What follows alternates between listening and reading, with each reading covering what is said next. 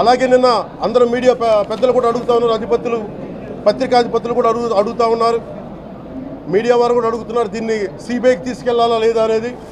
అది గౌరవ ముఖ్యమంత్రి గారు నిర్ణయం తీసుకోమని మీరు ఏ నిర్ణయం తీసుకున్నా క్యాబినెట్ మీ వెనకాల ఉంటుంది, ప్రజలు మీ వెనకే ఉంటారు. ఇది ఇక్కడితో ఆగాలని మనస్ఫూర్తిగా నేను కోరుకుంటున్నాను. అలాగే 40 సంవత్సరాలుగా కర్ణాటకలోని గీ కంపెనీకి ఇస్తూ ఉన్నారు. 15,000 కేజీలు అవసరం అవుతుంది నెయ్యి, మనకి స్వచ్ఛమైన నెయ్యి. అలాంటిది వీళ్ళు 1000 రూపాయలు కొన్నదాన్ని వీళ్ళు 360 రూపాయలకే వస్తుందని చెప్పి ఎవరో మిడిల్ మ్యాన్ వచ్చి చెప్పారు. ఆ మిడిల్ మ్యాన్ ఎవరు? దీని మీద సంతకం పెట్టింది ఎవరు? మీరు 1,00,000 లడ్డూలు మీరు అయోధ్యగా పంపించినప్పుడు మాట్లాడింది ఎవరు? చెక్ చేశారా? క్వాలిటీ చెక్ చేశారా? కోట్లాది మంది భగవంతుణ్ణి విశ్వాసం ప్రకటించే ప్రతి ఒక్కరి ఈ రోజున బాధకు గురయ్యారు. నాకు నిజంగా ఇంకో వేదన కూడా ఉంది. ఇది ఇంకొకరు నిందించట్లా.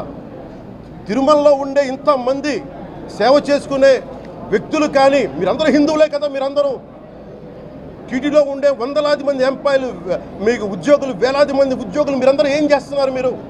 మీరు హిందువులు కాదా? మీరు స్వామివారికి అపవిత్రం జరుగుతూ ఉంటే మీరు కల్తీ నేచరు మీకు తెలిసి కూడా మీరు ఎందుకు కాముకున్నారు?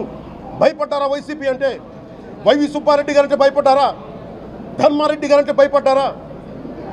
ఏ స్వామి అయితే మీకు ఆశ్రయం ఇచ్చారో ఆ స్వామికి అపవిత్రం జరుగుతూ ఉంటే మీరందరూ కామ్గా కూర్చునే మీకు ఎలా వచ్చింది మీకు? ఇది నేను సాటి హిందువులను కూడా నేను ప్రశ్నిస్తున్నాను. మీరు కూడా తప్పు చేశారు దీంట్లో. ఇది ముందుగా ప్రతి హిందువు గౌరవించాల్సింది. దీన్ని మీ మతాన్ని మీరు గౌరవించుకోండి ఫస్ట్. ప్రతి హిందూ నేర్చుకోవాలి ఇది. ప్రతి హిందువు ఆత్మపరిశీలన చేసుకోవాలి. మీరు బయటికి రావాలి. తప్పు జరుగుతూ ఉంటే కూర్చొని చేతులు కట్టుకొని మనకెందుకులే అంటే ఇలాగే ఉంటాయి. ఇది మారాలి. ఇది అందుకు నేను కూడా దీంట్లో భాగమే. కాబట్టి నిజంగా నాకు ఇన్ని సమస్యలు చెప్పారు ఇన్ని సంవత్సరాలుగా. వైసీపీ మీద పోరాటాలు చేస్తున్నారు. రోడ్లు బాగలేదంటే మాట్లాడాం, రైతుకి సమస్యలు వస్తే మాట్లాడాం, గుడులు అపవిత్రం చేస్తుంటే మాట్లాడాం. కానీ ఏ ఒక్కరు కూడా బలంగా కూర్చొని టీటీడీ ఉద్యోగులు ఎవరైనా సరే ఇలా జరుగుతుంది అని తెలిసి కూడా కామ్కున్నారంటే మీరు మహా అపరాధం చేశారు. ఆ మహా అపరాధానికి నాకు సంబంధం లేకపోయినా ఈరోజు నేను ప్రాయశ్చిత దీక్ష మొదలుపెట్టాను. ఈరోజు 11 రోజులు స్వామివారికి నేను క్షమాపణలు కోరుకుంటూ దీక్ష తీసుకుంటున్నాను. ఇది మారాలి, భవిష్యత్తు ఇలా ఉండకూడదు అని కోరుకుంటూ సెలవు తీసుకున్నాను. నమో వెంకటేశాయ.